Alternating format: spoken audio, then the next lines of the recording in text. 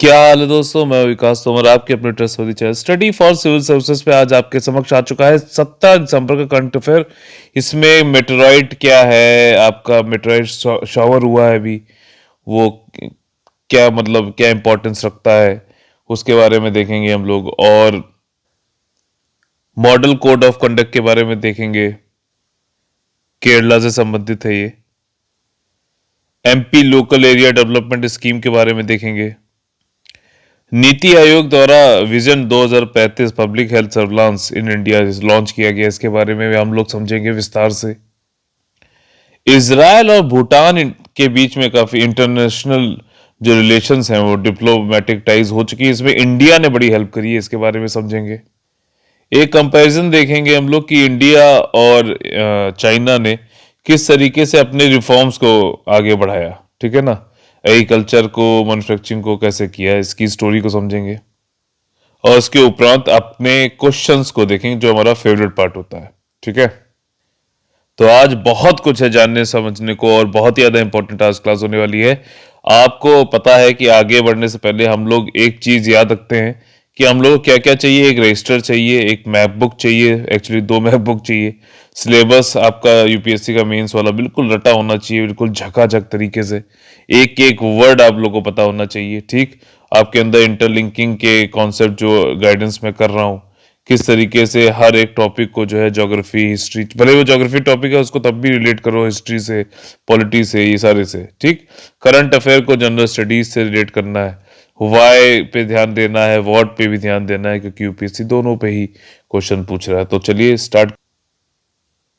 और स्टार्ट करने से पहले आप लोग के लिए एक जनरल रिमाइंडर है कि 8564880530, 96960660 इन और 89, ये ऑफिशियल नंबर, इन पे आप लोग कॉल करके 15 दिसंबर से हमारे यूपीएससी का पेड ग्रुप स्टार्ट हो गया है, ठीक। आप लोग इसको ज्वाइन कर सकते हैं। ईपीएफओ को 22 दिसंबर से स्टार्ट होने वाला है, ज्वाइन कर सकते हैं कॉल करके, ठीक है। पहली न्यूज जो है जनरल स्टडीज पेपर 1 से। अच्छा, प्रीलिम्स के तो एमसीक्यूज यहाँ मिलते हैं। कई लोग कह रहे थे कि आप जो है मेंस का भी दे दिया करिए, तो मेंस का क्या क्वेश्चन रहेगा क्वेश्चन ऑफ द डे में अगर देखा जाए तो वो कमेंट में, जो इस वीडियो के डिस्क्रिप्शन में आप जाके उसके बाद कमेंट वाले में जाएंगे तो पिंड कमेंट होगा, ठीक। उसमें आप लोग को आंसर राइटिंग लोग करनी है, उनको मैं एक मेंस का आंसर बना के इनमें से ही दूंगा, इन करंट अफेयर से ही। बाकी आपको एमसीक्यू तो मिलते ही, और बहुत सारे क्वेश्चन जो मैं पूछता हूँ जो कि इंपॉर्टेंट है वो तो आप लोग को करने ही करने होते हैं, ठीक है। तो चलिए देखिए, मैं आप लोग को बेसिक बता दूंगा कॉन्सेप्ट, फिर फैक्ट दिखला दूंगा, ठीक। यहाँ पे क्या है, जेमिनिड नाम से मिटियोर का शावर हुआ है, बौछार हुई है मिटियोर की। अब देखिए कुछ चीजें हैं कि जैसे सन है, ठीक है। सन के इर्द गिर्द जो है कई सारे प्लैनेट्स हैं, और कुछ ऐसे भी, मतलब जैसे जिनको एस्ट्रॉयड बोलते हैं, आपका कॉमेट बोलते हैं, वो लोग भी हैं जो कि सन के इर्द गिर्द घूमते रहते हैं, ठीक है।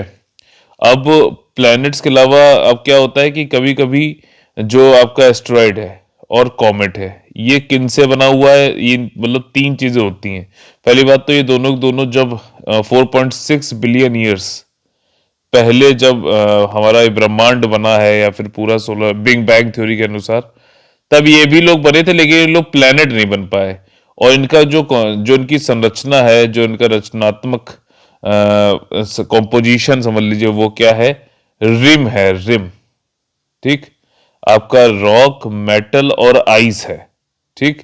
लेकिन हुआ क्या कि जो आज के टाइम पे जो कॉमेट्स जो आपके पास मौजूद हैं, कॉमेट क्या है, ज्यादातर आइस या फिर गैस के बने हुए हैं, ठीक। ये सारा कुछ बता रखा है आगे, बस मैं इसको अभी बेसिक आप लोग को समझा दे रहा हूँ, ठीक। आइस और गैस के बने हुए, और एस्ट्रॉयड अभी के टाइम पे बता रहे हैं, जो पहले जो है इनके इनमें सब जब 4.6 बिलियन ईयर्स पहले जो था वो तो तब इनके पास रॉक, आइस और मेटल्स था, लेकिन अब एस्ट्रॉयड में रॉक और मेटल है, ठीक। आपका कॉमेट में आइस है, और ये गैस का गोला टाइप से है। आइस ये पुच्छल तारा जो होता है ना, पुच्छल मतलब इसके पीछे कुछ एक वो चलती रहती लाइट सी, ठीक है। तो ये चीजें हैं। और अब क्या है कि कॉमेट जो है वो जो अभी शेष है वो बहुत दूर, सन के बहुत दूर जो है वाले उसमें है, ठीक।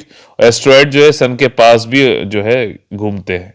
आपका कॉमेट जो है इलोंगेटेड, इसका जो है पाथ है ऑर्बिट करने का, एस्टेरॉइड जो है साथ ही साथ होता है। तो अब यहाँ पे क्या हो रहा है कि एस्टेरॉइड और जो कॉमेट जो है दोनों ही जो है आपके सन के इर्द गिर्द घूमते रहते हैं, ऑर्बिट करते हैं, ठीक। अब इनसे रिलेटेड जो छोटे छोटे पत्थर या फिर कुछ भी जो रह जाते हैं, जो छूट जाते हैं ऑर्बिट करते करते, कुछ यहाँ छूट गए, कुछ यहाँ छूट गए, कुछ यहाँ छूट गए, तो अब होता क्या है कि वो वाले पत्थर जो भी हैं वो जब अर्थ के एटमॉस्फेयर में आ जाते हैं तो उनको बोलते हैं मिटियोर, ठीक। अर्थ के एटमॉस्फेयर में जो आ जाते हैं उनको बोलते हैं मिटियोर, और जो टकरा जाते हैं अर्थ के सरफेस से उनको बोलते हैं मिटेरॉइट। मिटियोराइट, ठीक है। और आप लोगों ने एक के लिए क्वेश्चन है कि आप चलिए इंफॉर्मेशन है, एक लोनार लेक नाम से है आपकी महाराष्ट्र में, उसको कहा जाता है कि ये मेट्रॉइट ही वहां अर्थ की सरफेस से जब टकरा गया तो मेट्रॉइट जब हुआ तो बहुत बड़ी एक लेक बन गई, मतलब तालाब, उसमें पानी भर गया, तालाब हो गया।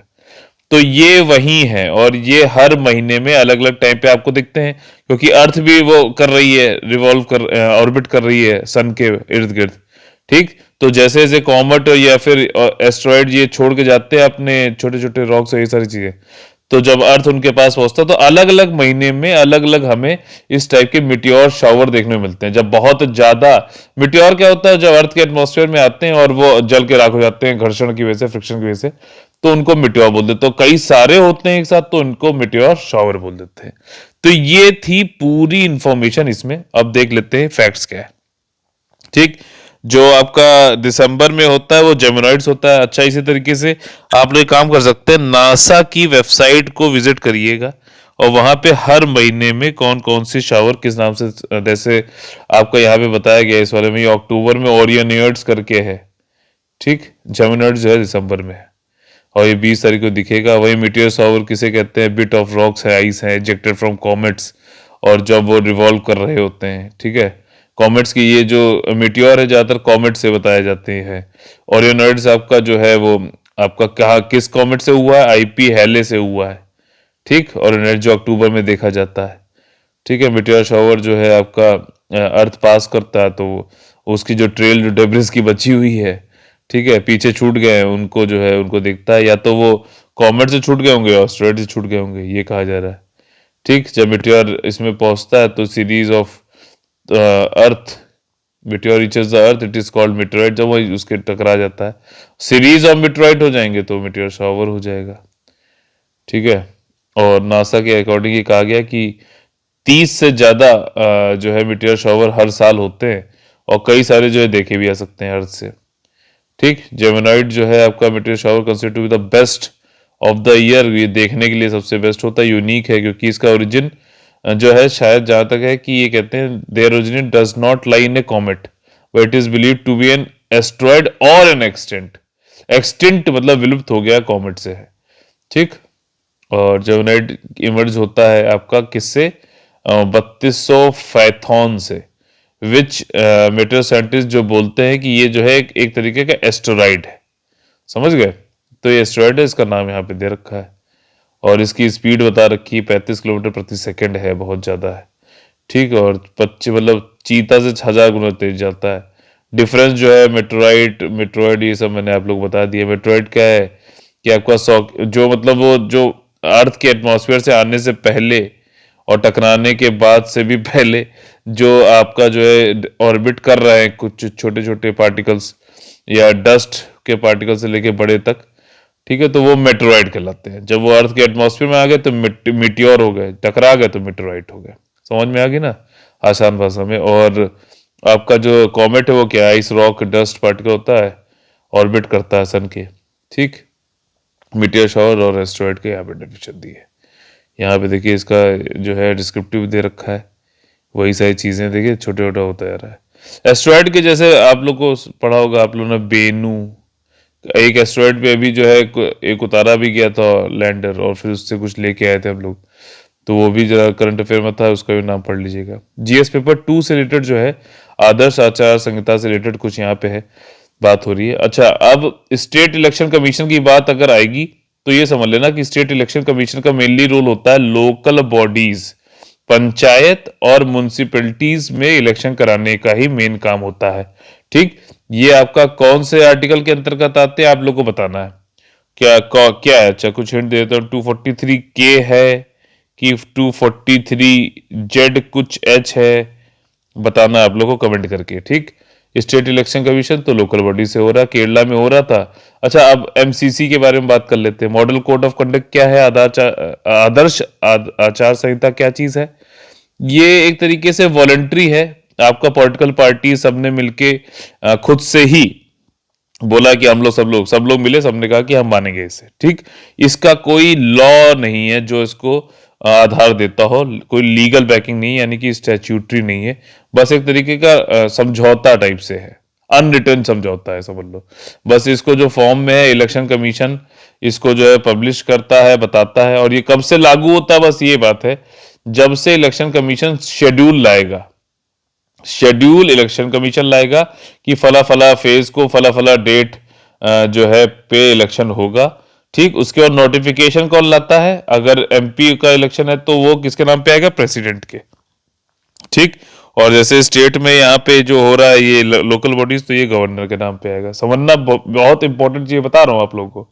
ठीक, इलेक्शन कमीशन का तो जब शेड्यूल जिस दिन लॉन्च होगा, वहां से लेके एमसीसी जब तक जो है इलेक्शन होने के बाद, रिजल्ट निकलने के बाद, और जो है उसको जो भी जीता है कैंडिडेट, उसको जब तक वो नहीं मिल जाती है सर्टिफिकेट कि आप जीत गए हो, तब तक शेड्यूल ये आपका मॉडल कोड ऑफ कंडक्ट लगा रहता है। ठीक, ये बातें समझ में आ गई। ये क्या है? डूज एंड डोंट्स हैं। ठीक, डूज एंड डोंट्स हैं आपका एमसीसी, कि भाई ये कर चीजें, क्या चीजें आपको करनी है, क्या चीजें नहीं करनी है, और इलेक्शन के ड्यूरेशन के टाइम पे लागू रहता है। कोई भी आप इन्फ्लुएंस करने के लिए कोई भी, या फिर हेट स्पीच, इस तरह के काम नहीं कर सकते हो। कोई भी इसको जो है इलेक्टोरल करप्ट चीजें नहीं कर सकते हो। ठीक, जैसे कि एक यहाँ पे ये है कि आप कोई भी नया अनाउंसमेंट नहीं कर सकते हो कि हम आपको फ्री में कुछ बांट देंगे या कुछ, ताकि जो है वोटर को अननोइंग, मतलब आप जो है भ्रमित करके उनको जो है इन्फ्लुएंस करते हैं कि उनको ही वोट किया जाए। और ज्यादातर एमसीसी जो है ये एक तरीके से लेवल प्लेइंग फील्ड बनाता है। ठीक, लेवल प्लेइंग फील्ड बनाता है कि जो लोग ऑलरेडी उस समय सरकार में है, गवर्नमेंट में है, वो लोग जो है ऐसा ना हो कि इन्फ्लुएंस करके जो है वोट फिर से ले ले लोगों से। निष्पक्ष होके फ्री एंड फेयर तरीके से इलेक्शन हो, यही मेन मुद्दा है। इलेक्शन कमीशन के पास भी इसकी पावर कहां से आती है इन सबकी? 324 के अंतर्गत। ठीक, इलेक्शन कमीशन वाला जो है ये भी कॉन्स्टिट्यूशनल बॉडी है, इलेक्शन कमीशन तो है ही है, आर्टिकल 243 में बताया गया है। ये सारी बेसिक बेसिक बातें थी। इसके अलावा जो भी चीजें यहाँ पे है वो मैं आपको बताता हूँ। यहाँ पे ये मुद्दा इसलिए क्योंकि चीफ मिनिस्टर ये क्या है, पिनराई विजयन, ये इन्होंने अनाउंसमेंट कर दिया कि हम भाई कोविड-19 की जो वैक्सीन आएगी वो फ्री में देंगे अभी, बल्कि वहां पे लोकल इलेक्शन हो रहे हैं लोकल बॉडी के।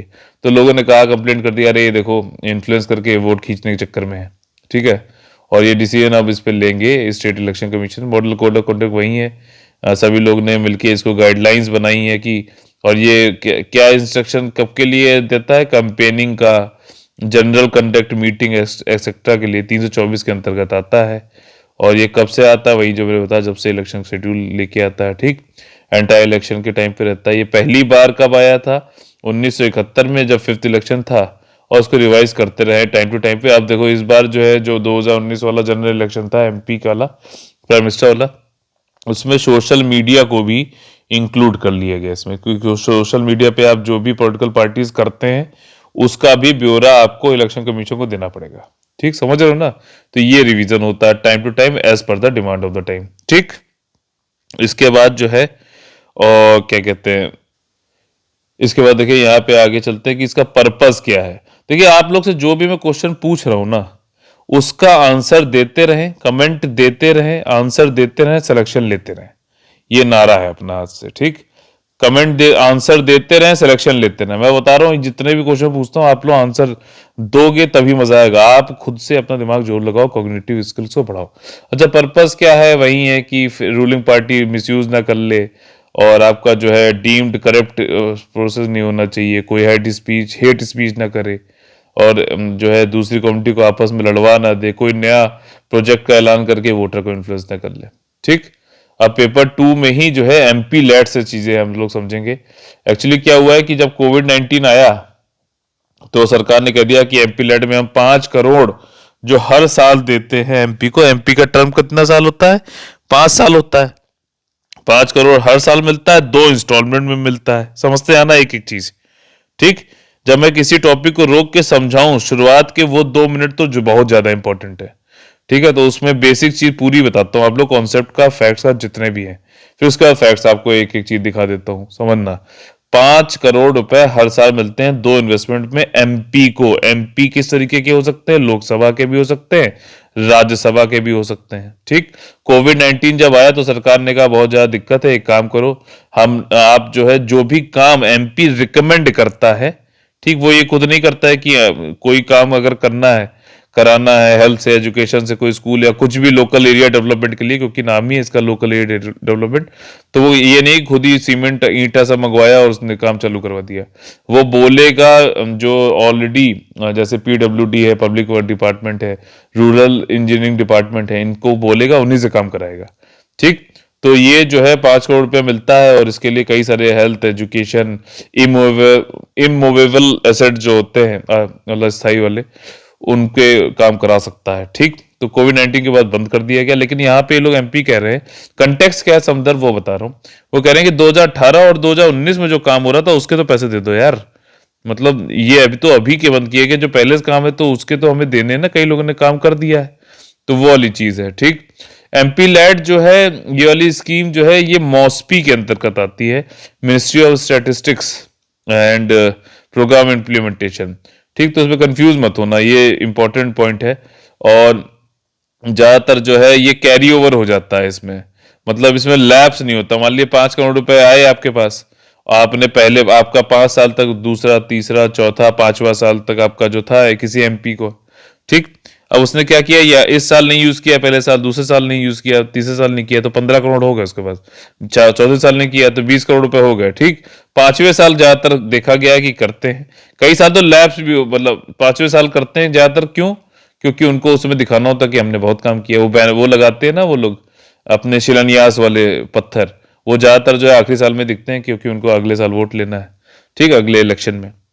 ठीक है, दूसरी आगे इसमें क्या इंपॉर्टेंट चीज है कि एमपी जो है आपका लोकसभा का, समझना, एमपी जो है आपका राज्यसभा का। लोकसभा वाला जो एमपी वो अपने निर्वाचन क्षेत्र या फिर कॉन्स्टिट्यूएंसी में ही काम को रिकमेंड कर सकता है। राज्यसभा जिस स्टेट में से बना है उस स्टेट में कहीं पे भी काम को रिकमेंड कर सकता है। और जैसा कि आपको मालूम है कि चाहे लोकसभा हो चाहे राज्यसभा हो, जहां पे भी नामित यानी कि nominated members, MP member of parliament बनते हैं, वो भारत में के भूभाग पर किसी भी जगह पर काम को रिकमेंड कर सकते हैं। ठीक। क्योंकि वो किसी निर्वाचित क्षेत्र से तो आते नहीं है, या फिर किसी स्टेट से तो आते नहीं है राज्यसभा में, तो वो किसी से, किसी भी देश में किसी भी कोने में जाके क्या रिकमेंड कर सकते हैं काम के लिए। समझ में आ गया? अब हम लोग चुपचाप से जो है फैक्ट्स देख लेंगे, आपने कॉन्सेप्ट सारे एक साथ से समझ लिए हैं। ठीक। वही सारी चीजें बोल रहे हैं कि सस्पेंड कर दिया गया था अप्रैल में, और ये एमपीलैड की स्कीम जो है 1993 से चालू हुई है, पीवी नरसिम्हा राव के टाइम से, और पहले ये रूरल डेवलपमेंट मिनिस्ट्री के अंतर्गत था, अब ये मॉस्पी के अंदर आ गया, ministry of statistics and programme implementation के अंतर्गत। और ये सेंट्रल सेक्टर स्कीम है। ठीक। सेंट्रल सेक्टर स्कीम मतलब 100% इसमें सेंटर का कंट्रीब्यूशन रहता है। और उसके बाद ये डेवलपमेंट वर्क करा सकते हो जो लोकली फेल्ट नीड्स हैं उसके अनुसार। और आपका वही है कि नेशनल प्रायोरिटीज पे वर्क आप रिकमेंड कर सकते हो, जैसे कि drinking water, education, public health, sanitation, roads. ठीक। 5 करोड़ का होता है, 2 इक्वल इंस्टॉलमेंट में होता है, यानी कि आप अगर सोचो तो आपका 2.5 करोड़ रुपए 6 महीने के उसमें, तो मतलब 45 से, मतलब 45 के करीब जो है लाख हर महीने। तो मैं आपको एक, मतलब ये जोक आप समझ सकते हो या जैसे भी है, पीछे जब कोविड आया तो लोगों ने कहा, जो एमपी और एमएलए हमारे, कि उन्होंने कहा कि हम सैलरी नहीं लेंगे, हम सैलरी नहीं लेंगे, और क्योंकि बहुत ज़्यादा कोविड की वजह से नुकसान है और देश में कुछ हो नहीं रहा है, तो सैलरी नहीं लेंगे वाली बात थी। तो एक मतलब व्यंग आया कि बल्कि एमपी को ये कहना चाहिए था कि हम सिर्फ सैलरी पे काम करेंगे। तो मतलब ये थोड़ा सा सैटारिकल वे में बोला गया था। ठीक। तो इसके बाद रिकमेंडेशन ऑफ वर्क कर सकते हैं अपनी कॉन्स्टिट्यूंसी में, यही जो मैंने आपको बताया। ठीक, अगली जो न्यूज़ है ये थोड़ा सा जो है फैक्ट वाली न्यूज़ है। विजन 2035 में बोल बच्चन वाली बातें बहुत हैं, मतलब वहीं डेवलपमेंट करेंगे, आपका हेल्थ सर्विसेज बढ़ाएंगे, इंडिविजुअल्स का जो है फिर उसका डेटा वहाँ से तैयार करेंगे, इंडिविजुअल के कैसे है, जैसे आपने आजकल देखा हो कि हॉस्पिटल जाओ तो जैसे पर्चा लेके आप बाहर निकलते हो, मतलब हॉस्पिटल में ही किसी के आपका पर्चा बना, आपका जो है डॉक्टर ने प्रिस्क्रिप्शन लिख दिया, ठीक, और प्रिस्क्रिप्शन को फिर स्कैन कर लेते हैं। तो इस तरीके से स्कैन करके और फिर उससे डेटाबेस बनाएंगे, फिर डेटाबेस से जो है हम उसका जो है डेटा एनालिसिस करेंगे, बिग डेटा है ये, ठीक, एनालिटिक विश्लेषण करके हम उससे निकालेंगे, मतलब उससे हम ये करेंगे कि प्रोएक्टिवली हम अपनी पॉलिसीज को बनाएंगे, हम ये पहले ही प्रिडिक्ट कर लेंगे कि कहाँ पे क्या कम्युनिकेबल डिसीजेस कोई बढ़ने वाली हैं या फिर जो है कोई नॉन कम्युनिकेबल डिसीज बनने वाली हैं, किस तरीके से हमें पहले ही तैयार हो जाएंगे, ये सारा काम हम करेंगे। और यही जो है सर्विलांस मतलब निगरानी हमें रखना है पब्लिक हेल्थ के साथ में, सिंपल ये बात कह रहा नीति। अब फैक्ट समझ लेते हुए, नीति आयोग जो है विजन 2035 में आपका पब्लिक हेल्थ सर्विलांस से रिलेटेड इन्होंने निकाला है, व्हाइट पेपर निकाला है। ठीक, आप लोग सिंपली बताना कि व्हाइट पेपर कब और क्यों निकाला जाता है, इसका मतलब क्या है। ठीक, सिंपल क्वेश्चन है। और नीति आयोग के जो अब यहाँ पे देखिए जो यूपीसीएस वाले एग्जामिनेशन है उसमें क्वेश्चन पूछ सकता है, नीति आयोग के जो वाइस चेयरमैन हैं वो है राजीव कुमार, और जो सीईओ है वो है अमिताभ कांत, जो कि कहते हैं कि टू मच डेमोक्रेसी है भारत में, इसलिए रिफॉर्म नहीं हो पा रहा है। ठीक, तो अब ये नहीं समझ में आ रहा है कि रिफॉर्म टू मच हो रहा है कि डेमोक्रेसी टू मच है, कि डेमोक्रेसी में रहने वालों के पास में उनकी राइट्स जो हैं वो टू मच है, या कोई बोल बहुत टू मच रहा है। ठीक है, तो ये सारी चीजें हैं। अमिताभ कांत जी जो हैं ये सीईओ हैं और वाइस चेयरमैन जी जो है वो राजीव कुमार है। ठीक है, और इसके साथ में यही है प्रोडक्टिव, पहले से समझ लेंगे, प्रिपेयर हो जाएंगे, सिटीजन फ्रेंडली रहेगा, इंडिविजुअल प्राइवेसी और कॉन्फिडेंशियलिटी को इंश्योर करते हुए। अब किसी का तुम स्कैन कर रहे हो, डेटा ले रहे हो, तो ये सब बातें भी लिखोगे ना कि भैया उनको ज़्यादा दिक्कत ना हो, क्लाइंट के फीडबैक के मैकेनिज्म होगा, प्रतिक्रिया तंत्र होगा। ठीक है, और आपका इम्प्रूव डेटा शेयरिंग होगा सेंटर और स्टेट्स के बीच में भी। मतलब ये इसलिए कह रहे हैं क्योंकि सेंटर जब इनके ऊपर थोपेगा स्टेट्स के ऊपर, तो उनसे कहेगा कि भाई तुम भी अपना डेटा शेयर करो, डेटा शेयरिंग करेंगे, डिजीज को डिटेक्ट करेंगे, प्रिवेंशन करेंगे, और जैसे कहा जाता है कि prevention is better than cure. India का एम वही है कि आपका रीजनल एंड ग्लोबल लीडरशिप हो सके मैनेजिंग इवेंट्स में, कि वो कोई भी पब्लिक हेल्थ वाली चीज जो है वो ग्लोबल लेवल पे इमरजेंसी ना बन जाए। मतलब ये बड़ी एक बात इन्होंने यहाँ पे कही है कि हम कोई डिजीज अगर मान लीजिए बढ़ने वाली है कहीं पे हुई तो वहीं पे रोक दो, इसे पैंडेमिक ना बन पाए। जैसे कि कोरोना जो है कहा जा रहा है कि चाइना के, ये कहाँ से, वुहान से, क्या जगह का नाम था बताइएगा, ठीक, वुहान से चालू हुआ, तो वो वहीं पे रोक दिया जाता तो अच्छा था, अगर इस तरीके की कोई पॉलिसी होती, सर्विलांस होता तो। अब पता नहीं चाइना रोकना चाहता था कि नहीं चाहता था, that is a question that will remain forever. ठीक, अब विजन 2035 में public health surveillance in India continuation of the work on health system strengthening, सुदृढ़ीकरण करेंगे, और साथ ही साथ वही सारी बातें हैं कि इंडिविजुअल इलेक्ट्रॉनिक हेल्थ रिकॉर्ड को बेसिक बनाएंगे, जो मैंने आपको पहले बता दिया। ठीक, पर्चा आपका स्कैन करके रख लेंगे, उससे उसको एज ए डेटा यूज किया जाएगा, और उसके बाद आपका इंपॉर्टेंट फंक्शन वही होंगे आपके कि ये प्राइमरी, सेकेंडरी, टर्शियरी लेवल पे काम करेगा, और इनका जो है सर्विलांस को इंफॉर्मेशन फॉर एक्शन, मतलब इंफॉर्मेशन जो कलेक्ट कर दी वो एक्शन के लिए होगी। जैसे मैं आप लोगों से कहता हूँ कि आपको जो मैं कॉन्सेप्ट बता रहा हूँ, जो आपको जो फैक्ट्स बता रहा हूँ, वो फैक्ट्स पढ़ के आपको रुकना नहीं है, आंसर देना है। तो जैसे मैंने कहा ना, जो आंसर देगा, क्या था अपना स्लोगन, स्लोगन अपना था ना कि आंसर देना है, सिलेक्शन लेना है ना। तो यही है कि आप लोग को इंफॉर्मेशन, फैक्ट्स, कॉन्सेप्ट जो भी दिया जा रहा है, बताया जा रहा है, उसके बाद आप लोग आंसर दोगे, उसको एक्शन में आ जाओ आप तुरंत। ये वाली कहने की बात है। ठीक है, व्हाइट पेपर निकाला है, वहीं integration of the 3 tier public health system हो गया, वहीं आपका प्राइमरी, सेकेंडरी, टर्शरी, और इसको आयुष्मान भारत से रिलेट करेंगे। आयुष्मान भारत के फैक्ट्स आप लोग पढ़ लीजिएगा, 2-3 यहाँ पे लिख भी दीजिएगा कमेंट पे। ठीक है, और इसके बाद जो है एक्सपेंडेड रेफरल नेटवर्क होना चाहिए। इसका also spelled out the need for expanded referral networks and enhanced laboratory capacity, labs बढ़ाओ, रेफरल नेटवर्क्स बढ़ाओ बढ़ाओ। ठीक है ना, यस, मतलब डॉक्टर्स की ज़्यादा से ज़्यादा पहुंच होनी चाहिए। वही सब है, टेलीमेडिसिन, वो सब भी चीज़ें आप इनके यहाँ पे लाने की बात करी जाएगी। बिल्डिंग ब्लॉक जो है कि independent interdependent federated system of governance, मतलब सेंटर और स्टेट के बीच में अच्छा सामंजस्य होना चाहिए, सहयोग होना चाहिए, कॉपरेशन होना चाहिए, डेटा शेयरिंग अच्छे से हो, एनालिसिस करेंगे, डेटा साइंस बनाएंगे, वही चीजें इंफॉर्मेशन फॉर एक्सचेंज करेंगे। ठीक, अगला जो है आपका क्या है, इजराइल और भूटान के बीच में डिप्लोमेटिक यानी कि राजनयिक संबंध स्थापित हो गए। इसमें इंडिया का बहुत अच्छा रोल है, क्योंकि इंडिया, और अब आप सुनिएगा बेसिक जो कॉन्सेप्ट वो बताने जा रहा हूं। इंडिया है यहाँ पे आपका, ठीक, इजराइल और आपका भूटान, इन दोनों, अब इंडिया और भूटान का क्या है कि ट्रीटी है 1949 वाली, कि इंडिया जो है गाइड करेगा भूटान को, समझो बात को, ठीक, क्या मैं बता रहा हूं कि इंडिया गाइड करेगा भूटान को कि भाई तुम्हें कैसे जो है क्या अपनी फॉरेन रिलेशंस में, अफेयर्स में किससे क्या बात करनी है, कैसे हम गाइड करेंगे आपको। तो अगर इंडिया ऐसा काम कर रहा, तो आप लोग को क्या हिस्ट्री के कुछ एक जो है कौन सा था, सब्सिडरी अलायंस वाली, क्या आप लोग को याद आ रही है? क्या आप लोग लिंक कर पाए इस चीज को, कि उसमें वो क्या कहता था कि ब्रिटिशर्स का एक रेसिडेंट जो है जो भारतीय जो राजा वाजा जो भी है उनके दरबार में बैठेगा और उनको बताएगा कि कैसे तुम्हें चलाना है, प्रशासन कैसे क्या करना है। और तुम जो है उसमें यही होता था कि जो भी यूरोपियन अदर पावर्स है उनसे बात कैसे करोगे, क्या करोगे, कुछ भी बात करोगे तो वो हम बताएंगे। तो उस तरीके की आपको ये नहीं लग रही यहाँ पे? इंडिया भूटान को बताता था कि किस तरीके से आप करोगे, फॉरेन अफेयर्स में कैसे करना है, हम गाइड करेंगे, ठीक, कहा तो यही जाता है। फिर उसके बाद क्या, ये रिवाइज हो गई 2007 में, ठीक।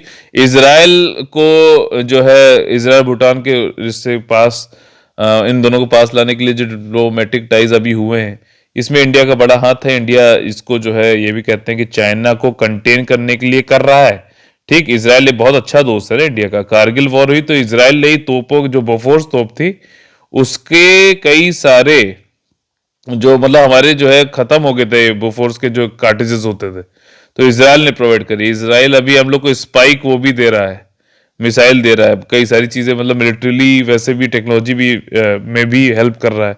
डीसेलिनेशन प्लांट्स की बात हो रही है बहुत ज्यादा, ठीक। और वैसे भी दे आर वेरी क्लोज, क्योंकि थोड़े थोड़े जो इश्यूज हैं जो वो सिमिलर हैं। इसराइल भी अपने फ्रंट्स पे अरब कंट्री से लड़ रहा है, इंडिया भी पाकिस्तान से लगातार लड़ रहा है, इसलिए। तो ये सारी चीजें। दूसरा है कि इंडिया ये कहता है कि हाँ भूटान का डेवलपमेंट भी हो जाएगा साथ ही साथ, ठीक। तो ये सारी चीजें हैं। चलिए अब फैक्ट्स देख लेते हैं इसमें, ठीक। आपका देखिए डिप्लोमेटिक हो गया, agree to work closely, work साथ करेंगे, वही सारी चीजें हैं। कौन कौन किसने किया है, आपके भूटान के एनवॉय जो थे इंडिया, मतलब देखो इजराइल का एम्बेसडर इंडिया वाला और भूटान का जो एनवॉय है इंडिया में, उन दोनों ने इजराइल की एम्बेसी में बैठ के, जो कि न्यू दिल्ली में है, वहां पे ये डिप्लोमेटिक टाइज वाला साइन किया है, समझना बात को, ठीक। इसके बाद क्या है, ये अकॉर्ड जो है वो मेजोरिटी जूइश इजराइल और बुद्धिस्ट मेजोरिटी भूटान के बीच में हुआ है। कई सालों से सीक्रेट टॉक चल रही थी, अब इनका ये था कि अलायंस बना लेंगे, साथ में मिल जाएंगे और सारा काम करेंगे। वाटर मैनेजमेंट, जल प्रबंधन, एग्रीकल्चर, हेल्थ केयर पे साथ में मिलकर काम करना है इनकी फॉरेन, उसने बताया। अच्छा, अभी थोड़े दिन पहले ही देखा गया इजराइल के भी अपने कुछ कारक हैं, कुछ फैक्टर्स हैं जिसपे वो वर्क कर रहा है। अभी थोड़े दिन पहले मोरक्को से, जो कि अफ्रीका के बिल्कुल वेस्टर्न पश्चिमी उस पे जो है स्थित है मोरक्को कंट्री, ठीक। स्टेट ऑफ जिब्राल्टर भी, और जैसे आपका अटलांटिक ओशन है, नदर अटलांटिक ओशन, सॉरी, और वहां से आपका जब जाओगे तो स्टेट ऑफ जिब्राल्टर पड़ता है, स्ट्रेट, ठीक। इसको क्या बोलते हैं, जल डमरूद मध्य, कुछ ऐसे बोलते हैं, ठीक। तो स्ट्रेट ऑफ जिब्राल्टर है, मेडिटेरियन सी में जाना है आपको, तो बीच में स्ट्रेट ऑफ जिब्राल्टर पड़ता है। अच्छा, स्ट्रेट ऑफ जिब्राल्टर का जो ये अफ्रीका वाला पोर्शन है, ये किस, यहाँ पे कौन बैठा हुआ जरा बताना इसका नाम, ठीक है ना। मोरक्को का ही है कि कोई और देश का है, ठीक, ये चीज आप लोग बताना। तो मोरक्को से इजराइल के अच्छे भी हो गए, बढ़िया रिलेशनशिप कर लिए, नॉर्मलाइज। मोरक्को भी एक अरब स्पीकिंग कंट्री है, मतलब वहां पे अरब एक कंट्री है। तो अब इजराइल के कई सारे जो है वॉर हो चुके हैं। 1967 में 6 डे वॉर है, जिसमें इजराइल जो कि ज्यूज वाला, यहूदी वाला जो कंट्री है, और वेस्ट एशिया में बैठा हुआ जहाँ पे ज़्यादातर अरब कंट्रीज, अरब स्पीकिंग कंट्रीज, मुस्लिम कंट्रीज हैं, उन्होंने एक साथ चारों तरफ से हमला कर दिया था इसराइल के ऊपर, और 6 दिन में इसराइल ने उनको पटक दिया था। ठीक, जीत गए थे इसराइल की। वो इसलिए क्योंकि इनकी इंटेलिजेंस बहुत अच्छी है और पहले से इन्हें पता था कि ऐसा होने वाला है, इसलिए वो तैयार थे। जैसे जो मैंने पीछे एक डाला था ना कि failing to plan is planning to fail. तो अगर प्लान नहीं करोगे पहले से तो दिक्कत में है। ठीक है, तो अरब कंट्रीज के पास में आ रहा है अब इसराइल, और आपको पता है कि ये जो फलस्तीन वाले लोग हैं इनको नहीं छोड़ेगा क्या, वो इसराइल नहीं देगा, सीधी सी बात है। अभी इसका आपको जो है मैप भी आपको यहाँ दिखाऊंगा। 4 अरब कंट्रीज से अब इसके अच्छे रिलेशन हो गए, मोरक्को से, यूएई से, बहरीन से और सूडान से। ठीक, इनमें से अफ्रीका कंट्री जो है सूडान है, बहरीन और यूएई जो है आपका वेस्ट एशिया का है, मोरक्को भी अफ्रीकन कंट्री है, नॉर्थ वेस्टर्न अफ्रीकन कंट्री। अब ये वही 1949 वाली ट्रीटी है आपकी इंडिया और भूटान के बीच में, थिम्पू जो मैंने बताया, क्या उसको 2007 में रिप्लेस कर दिया गया था। अब इंडिया धीरे धीरे क्वाइटली इसको ये कह रहा था कि वेस्टर्न कंट्रीज और जैसे कि इसराइल है उनके साथ में अच्छे डीप रिलेशनशिप करो, अच्छे culture people to people ties बनाओ। भूटान को बता रहा था इंडिया हमेशा से ही, और कह रहा था कि आप जो है यूरोप से और टूरिस्ट का इनफ्लो भी बढ़ाओ वहाँ से। ठीक है, ऑब्जेक्टिव वही है, चाइना को के खतरे से बचाना भूटान को और भूटान का डेवलपमेंट। यहाँ पे ये जो है भूटान का मैप है, यहाँ पे एक डोकलाम वाला इशू, अब आपको मैप अपने मैप बुक में खोलना है, डोकलाम वाला इशू है, यहाँ कई सारे पासेस हैं, उनको जरा मार्क करना। ठीक, ये चाइना देखो आ रहा है यहाँ तक, ये चाइना यहाँ तक आ रहा है, यहाँ तक। ठीक है, आपका यहाँ पे सिक्किम हो गया, आपका ये इधर वेस्ट बंगाल हो गया, आपका फिर यहाँ नीचे बांग्लादेश आ जाता है। तो इसको ये जो कॉरिडोर है इसको सिलीगुड़ी कॉरिडोर भी बोलते हैं, या फिर क्या बोलते हैं, चिकन स्नैक। अगर चाइना इसको यहाँ से कट कर दे, बांग्लादेश के बाद मिल जाए, तो ये जो है नॉर्थ ईस्ट हमारा पूरा बिल्कुल अलग हो जाएगा। ठीक है, तो इसके कई सारी चीज़ें हैं यहाँ पे। आप लोग भूटान इधर अरुणाचल प्रदेश से इसको सटा हुआ है, ये आसाम है। ठीक है, इसको एक बार देख लीजिएगा। इसराइल का यहाँ पे दिखाया हुआ है, इसराइल देखिए, सऊदी अरेबिया जो है इसराइल की बॉर्डर से टच नहीं करता है, यहाँ पे सबसे पहला पॉइंट। गल्फ ऑफ अकाबा से टच करता है, जॉर्डन जो है मेडिटेरियन सी से नहीं टच करता है। ये 2 बार लगातार यूपीएससी ने बैक टू बैक पेपर्स में पूछा। ये डेड सी है ये आपका, ठीक है, ये गाजा स्ट्रिप है, यहाँ पे इजिप्ट से जुड़ा हुआ है। ठीक, आपका जो है ये वेस्ट बैंक है, जॉर्डन से बॉर्डर करता है इसराइल। आपका गोलन हाइट्स ये भी यूपीएससी पूछ चुका है, ये सीरिया से जो है हथियार लिया था इसराइल ने और अब इसराइल के ही कब्जे में है। आपका लेबनान ये नॉर्थ में आ जाता है, लेबनान में हिजबुल्लाह नाम से एक टेररिस्ट ऑर्गेनाइजेशन है शिया का, जो कि ईरान के द्वारा वो किया जाता है, समर्थित है ऐसा बोला जाता है, और इसीलिए इसराइल जो है वो ईरान से बहुत चिढ़ता है। ठीक, वो समझता है कि ईरान नहीं चाहता है कि ये लोग रहे यहूदी। अब देखो यहाँ पे थोड़ा सा यार ये है कि इसराइल के सऊदी से अच्छे रिश्ते हैं, ईरान से नहीं है। ठीक, अच्छा, सऊदी के ईरान से भी नहीं, क्योंकि सऊदी जो है वो आपका सुन्नी डोमिनेटेड मुस्लिम्स का है। ठीक, और ईरान जो है वो शिया डोमिनेटेड है। ठीक है, अब सुन्नी जो है ओवरऑल देखा जाए तो मुस्लिम्स में आपका, हमारे मुस्लिम भाई वो जानते भी हैं कि 99% के आसपास जो है सुन्नी है, और आपका जो शिया जो होते हैं वो 1% है, मतलब उन मुस्लिम के अंदर माइनॉरिटी है। और लेकिन पैराडॉक्स क्या है कि शिया ज्यादातर जो है वो वो ज्यादातर अच्छी पोस्ट पे रहे हैं हमेशा से ही। ठीक है ना, मतलब ये रूलिंग क्लास रही है एक तरीके से। सीरिया में भी जो अलावी हैं, आप समझिएगा, असाद जो है वो भी शिया है। ठीक, और बाकी पूरी जो जनसंख्या है सीरिया में वो क्या है, वो सुन्नी है। एक एक चीज बहुत नॉलेज सारी आपका एक आसान कर रहा हूं मैं काम। ठीक, असाद जो है वो सुन्नी है, असाद जो है वो शिया है, सारी पॉपुलेशन सुन्नी है, इसीलिए उसके खिलाफ काफी टाइम से सिविल वॉर चल रहा है। ठीक है, बाकी अमान और ये कैपिटल इन लोग के सबकी देख लीजिएगा, मैपिंग कर लीजिए प्लीज। ठीक है, इसके बाद ये इंडिया का और चाइना का जो रिफॉर्म वाली है कि कैसे पॉवर्टी को कम किया गया, कैसे रिफॉर्म किया गया एग्रीकल्चर, उससे रिलेटेड कुछ कंपैरिजन बताया गया है। तो समझ लेते हैं इंडिया और चाइना। ठीक, चाइना का आपको बता दूं, पॉलिटिकली तो ये कम्युनिस्ट है, मतलब वन पार्टी रूल है, लेकिन इकोनॉमिकली जो है ये कैपिटलिस्ट है।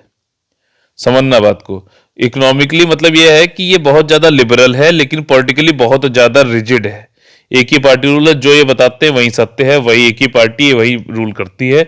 तो इनको डिसीजन लेने में काफी मतलब टाइम नहीं लगता है, जो क्योंकि ये इम्पोज करते हैं डिसीजन, ठीक, पूछते नहीं है। ये वाली बात है, तियानमान स्क्वायर आप लोग को पता ही होगा। ठीक, तो यहाँ पे क्या हुआ कि चाइना ने सबसे पहले क्या किया, एग्रीकल्चर को रिफॉर्म किया। एग्रीकल्चर को रिफॉर्म किया, ज्यादातर लोग रूरल एरियाज में रहते थे, एग्रीकल्चर रिफॉर्म हो गया, तो लोग को इंसेंटिवाइजेशन हो गया, लोगों में थोड़ी सी जो है डेवलपमेंट आ गया। उसके बाद फिर इन्होंने इकोनॉमी को खोला, मार्केट इकोनॉमी बनाया, मतलब कि डिमांड एंड सप्लाई पे जो चलता है। और उसमें जब मार्केट इकोनॉमी बनाया तो उसको कंड्यूट किसको बनाया, हांगकांग को बनाया, ठीक है ना, आज के तारीख में। तभी हांगकांग वाले भी इनसे चिढ़ते हैं अब, चाइना से। और मार्केट इकोनॉमी में जब बनाया तब ये मैन्युफैक्चरिंग में घुसे, और तब तक जो है रूरल एग्रीकल्चर जो कि आपको रॉ मटेरियल से प्रोवाइड करता है, ये सब लोग भी समृद्ध हो चुके थे। और फिर मैन्युफैक्चरिंग हब बन गया चाइना। और आज जो है आप देख ही रहे हो कहाँ पे। इंडिया में उसके उलट क्या हुआ, इंडिया ने जो भी रिफॉर्म किए, एक तो वो लेट किए, पहली बात, ठीक, और वो भी पहले जो एग्रीकल्चर जिसमें सबसे ज्यादा जरूरी था, सबसे ज्यादा जो है पॉपुलेशन इन्वॉल्व है, सबसे ज्यादा जो एम्प्लॉयर लेबर फोर्स है उसको लोग एम्प्लॉय जो उसमें इन्वॉल्व है, उनको नहीं किया। इन्होंने मैन्युफैक्चरिंग सेक्टर को किया, करना चाहो उसमें। ठीक, तो क्या हुआ, एक मिसमैच हो गया, एक सही तरीका नहीं हुआ। और इंडियन डेमोक्रेसी वाली बात भी है, तो कभी कोई कंट्री सॉरी पॉलिटिकल पार्टी आ जाती थी, कभी कोई आ जाती थी, या जो भी है माइनॉरिटी में है, पूरी मेजोरिटी में नहीं है पार्टी। तो इंडिया डिसीजन नहीं ले पाया, मैन्युफैक्चरिंग जो डिसीजन लिया वो भी ठीक नहीं हुआ। एग्रीकल्चर में अब जैसे आपने देखा इतने प्रोटेस्ट हो रहे हैं, सब कुछ हो रहा है, तो थोड़ी सी मिसमैच, लैक ऑफ विजन वाली बात हो सकती है। यही चीज इसमें सब में या पूरे में बताया है। इसको एक बार हम लोग फैक्ट देख लेते हैं। डिफरेंस इन अप्रोच वही है, डिस्पाइट सिमिलर ट्रेंड था ग्रोथ रेट्स में, लेकिन जो है चाइना ने स्टार्ट किया एग्रीकल्चर से, इंडिया ने स्टार्ट किया मैन्युफैक्चरिंग सेक्टर से रिफॉर्म करना। ठीक, और डिफरेंट ग्रोथ रेट्स आ गए इसीलिए, और पॉवर्टी रिडक्शन में भी अब डिफरेंट ग्रोथ वो हुआ। मतलब हम लोग जिस जिस हिसाब से चाइना ने पॉवर्टी रिडक्शन किया, हमने नहीं किया। ठीक, अब चाइना थोड़ा सा ये भी है कि अपना डेटा छुपाता भी है, अब पता नहीं, कह नहीं सकते। ठीक है, और अच्छा, चाइनीज रिफॉर्म एग्रीकल्चर से स्टार्ट किया, और उसके बाद मार्केट ओरिएंटेड रिफॉर्म किए। मेजॉरिटी जो पॉपुलेशन थी, लाइवलीहुड, उसको जो है बढ़िया इन्होंने वो कर दिया, समृद्ध बना दिया, वाइड स्प्रेड डिस्ट्रीब्यूशन हुआ, गेन बिल्डिंग कंसेंसस। उसके बाद फिर इन्होंने अब जब सब लोग हो गए, सबको सही लगा, सब लोग को फायदा हुआ एग्रीकल्चर के बाद, तो बाकी जो रिफॉर्म होते रहे उसमें भी लोगों ने हाँ करते रहे कि हाँ भाई फायदा तो होता है। ये वाली चीज है। ठीक, अब यहाँ पे rapid development of the rural non farm का भी ये चाइना ने किया, उसकी वजह से भी काफी जो है अच्छा इनका वो रहा रिकॉर्ड। ठीक, इंडिया की पॉलिसी वही है कि रैपिड, यहाँ पे तो कोई दर्शा रहा है, ये बता रहा है कि इंडिया में भी जो रैपिड पॉवर्टी का रिडक्शन वो हुआ तभी जब अच्छा, पहले कब कब हुआ, ये बात है कि लेट 1960s में, लेट 1980s में हुआ। और वो, लेकिन वो तब नहीं हुआ जब रिफॉर्म की वजह से नहीं हुआ, ये कहना चाह रहा है। रैपिड पावर रिडक्शन हुआ कब, 1900 मतलब लेट 1960s में, लेट 1980s में, लेकिन रिफॉर्म्स की वजह से, सुधारों की वजह से नहीं हुआ, बल्कि स्ट्रॉन्ग पॉलिसी सपोर्ट की वजह से हुआ, जो एग्रीकल्चर में दिया गया था। तो एग्रीकल्चर का मतलब इनडायरेक्टली जो है जो सपोर्ट दिया गया, उससे पॉवर्टी रिडक्शन ज्यादा हुआ, ये कहने वाली बात है। फिर उसके बाद इंडिया का करंट सिचुएशन यही है कि स्टिल कंटिन्यूज विद स्टेट, अभी भी हम स्टेट पे ही डिपेंडेंट के फूड प्रोक्योर करे, डिस्ट्रीब्यूट करे। ये हम तो ये मानते हैं कि एफर्मेटिव एक्शन है, सकारात्मक कार्यवाही है, वोट खरीदते हैं एक तरीके से, समझ लो आप। ठीक है, वोट बैंक पॉलिटिक्स जो है इंडिया में, ये खा गई इंडिया को। ब्रेन ड्रेन होना, ठीक, ब्रेन ड्रेन क्या होता है बताइए आप लोग, है ना। सारे जो बड़े बड़े कंपनीज हैं, अल्फाबेट, गूगल, माइक्रोसॉफ्ट, सब में इंडियंस बैठे हुए हैं। इंडिया को नहीं वो कर पा रहे हैं, क्योंकि इंडिया में उन लोग को मौका ही नहीं मिला। ब्रेन ड्रेन इसी को कहते हैं। ठीक, तो इसके बाद जो है एफर्मेटिव वैक्सीन मानते हैं और पुअरेस्ट वन, ये सब अभी भी लोग जो है आपके एग्रीकल्चर और रूरल इकोनॉमी पे ही डिपेंडेंट है।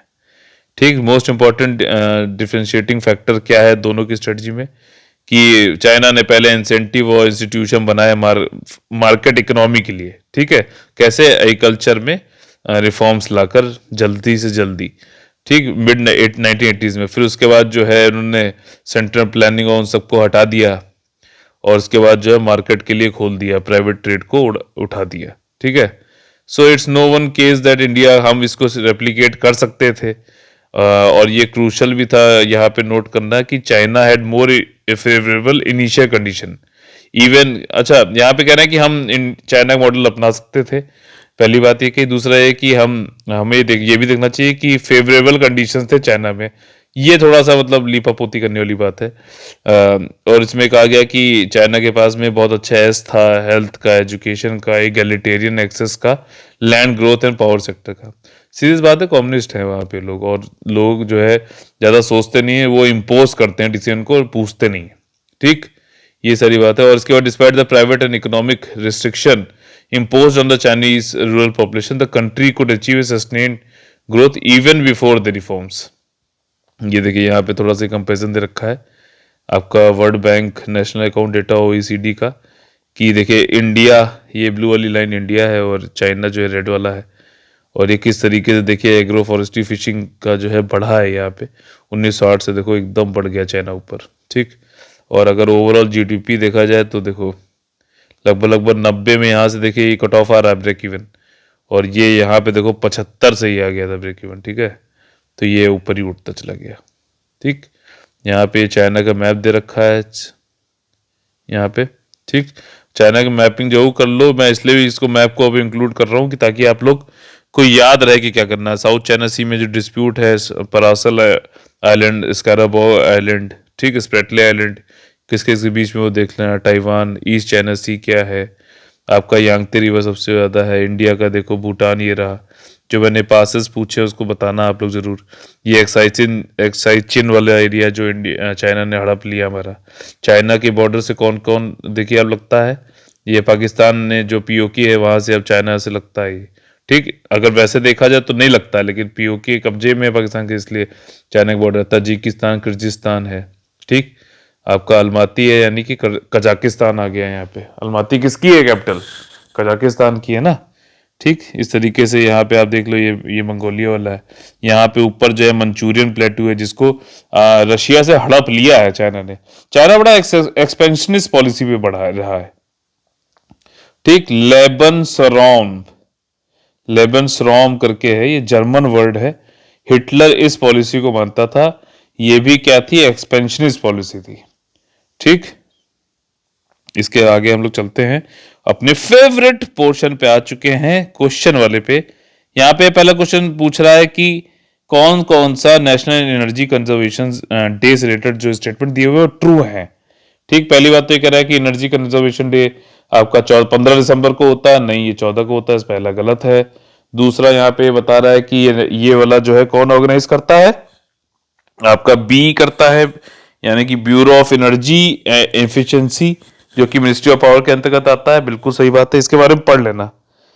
अच्छा, एनर्जी एफिशिएंसी की बात हो रही, तो कल मैंने आप लोगों को बताया था पेरिस क्लाइमेट डील और इन सबसे, कि एक बताया था मिटिगेशन, दूसरा बताया था एडाप्टेशन। अब एडाप्टेशन क्या है कि आप एनर्जी आपको यूज करना ही है, उसमें कार्बन उत्सर्जन होगा ही होगा, तो अब वहां पे आप क्या करो कि आप एडाप्ट कर लो। समझ में आई बात? एडॉप्ट कर लो कि उसको एफिशिएंट बना दो तो कम हो वहां पे कार्बन एमिशन। ठीक, तो इसको बोलेंगे एडाप्टेशन। ठीक, अब ये क्वेश्चन आया तो एक क्वेश्चन मैं पूछूंगा भी आपसे, लॉस एंड डैमेज क्या होता है क्लाइमेट चेंज के से रिलेटेड, आप बताइए लॉस एंड डैमेज क्या चीज है। ठीक है, इसके बाद दूसरा स्टेटमेंट सही है। तीसरा स्टेटमेंट ये कह रहा है कि इसका ऑब्जेक्टिव उद्देश्य यही है कि इंडिया ये शोकेस करना चाहता है उसकी अपनी एनर्जी एफिशिएंसी एंड कंजर्वेशन। ठीक, यानी कि आपका संरक्षण और ऊर्जा दक्षता को दिखाना चाहता है, और कि उसने उसके थ्रू कैसे जो है अपना ओवरऑल डेवलपमेंट किया है, और इंडिया मतलब नेशन का क्या एफर्ट लग रहा है क्लाइमेट चेंज रिडक्शन के लिए। ठीक, तो इसमें से पहला वाला स्टेटमेंट गलत है, दूसरा तीसरा सही है, बी ऑप्शन हो जाएगा। 14 दिसंबर को होता है अगला दिन। ठीक, अगला ये क्वेश्चन बड़ा इंपॉर्टेंट हो सकता है आप लोगों के लिए। यूपीएससी तो जरूर खेल सकता है इसमें। अब स्टेटमेंट कुछ ब्लैक फंगस रिलेटेड है, आपको बताना कौन कौन सा ट्रू है। म्यूकोर माइकोसिस या फिर जाइगोमाइकोसिस, ये इसको ब्लैक फंगस को भी कहा जाता है।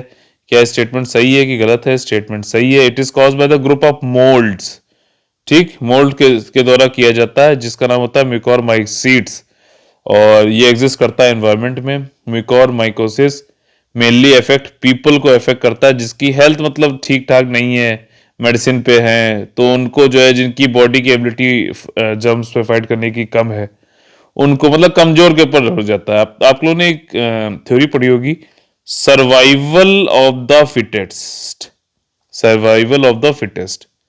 आंसर दो, सिलेक्शन लो वाली बात है। ये किसने दी थी? बहुत आसान क्वेश्चन है, प्लीज इसका आंसर तो, जो क्वेश्चन मतलब ये मेरे क्वेश्चन पूछने से पहले ही आपको आंसर पता होना चाहिए, इतना इजी क्वेश्चन है ये।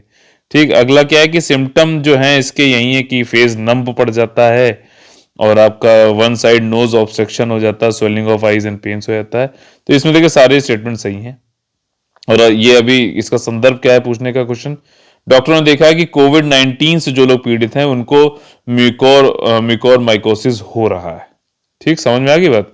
अब जो है सक्षम जो है अभी रिसेंटली न्यूज में था, इससे रिलेटेड कुछ स्टेटमेंट दिए हुए, बताइए कौन कौन से सही हैं। अच्छा, the fifth and the last of शोर पेट्रोल वेसल, ठीक, जैसे ये लैंड है इधर मान लीजिए, तो इससे जो इधर है तो ये ऑफ शोर हो गया, ठीक, सी में, ओशियन में, ठीक। और design vessel design and built by Goa shipyard limited ने बनाया है, किसके लिए? इंडियन कोस्ट गार्ड के लिए। अच्छा, इंडियन कोस्ट गार्ड क्या नेवी के अंतर्गत आता है या फिर कुछ और है? पहला क्वेश्चन। और दूसरा, अगर अलग है इंडियन कोस्ट गार्ड, तो ये कितने नॉटिकल माइल्स जो है तक सर्विलांस या फिर कोस्ट गार्ड करते हैं? ठीक है ना, वो पढ़ रखा है ना आप लोगों ने। बेस लाइन के बाद जो है आपका कॉन्टिगुअस जोन होता है, ठीक, टेरिटोरियल वाटर्स होता है, ठीक, फिर कंटिगुअस जोन होता है, फिर इकोनॉमिक एक्सक्लूसिव जोन होता है। ये सब पढ़ा हुआ है ना 200 नॉटिकल माइल्स पे।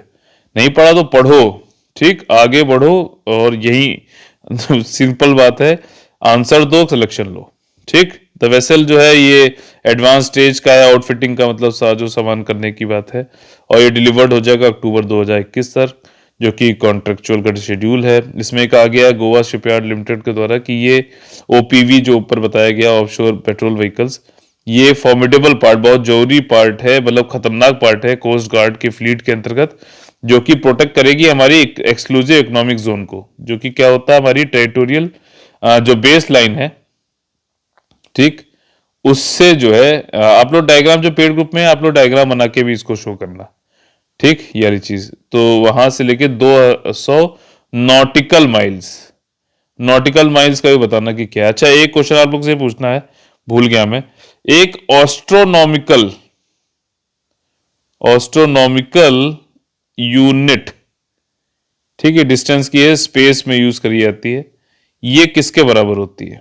एयू बोलते हैं ना, 1 AU इज इक्वल टू, आप लोग को बताना कि कितना है, क्या होती है, डेफिनेशन ही बता दो। इसमें सारे स्टेटमेंट सही हैं।